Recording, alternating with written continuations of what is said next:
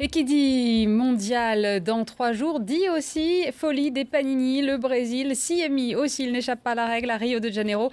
Certains collectionneurs n'hésitent pas d'ailleurs à se donner rendez-vous pour échanger leurs vignettes. Reportage Gaël Biche.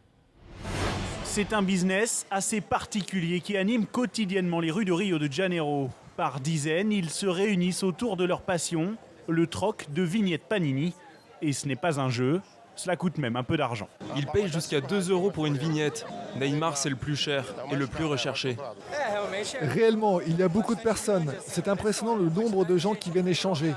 Ce ne sont pas des enfants, ce sont des personnes qui collectionnent des albums, qui aiment le football, des gens qui aiment accompagner la sélection.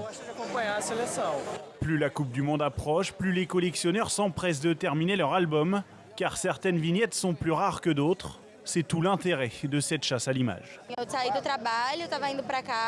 Je suis sortie du travail, j'allais rentrer à la maison et je me suis arrêtée ici pour échanger des vignettes. Il m'en manque une vingtaine, je suis toujours avec ma liste en train de les chercher. Il me manque Neymar, c'est celui que je cherche le plus. C'est difficile de le trouver et c'est pourtant le plus important. À Rio, certains collectionneurs achètent jusqu'à 50 vignettes par jour. En attendant le début du mondial, Neymar se cache forcément quelque part.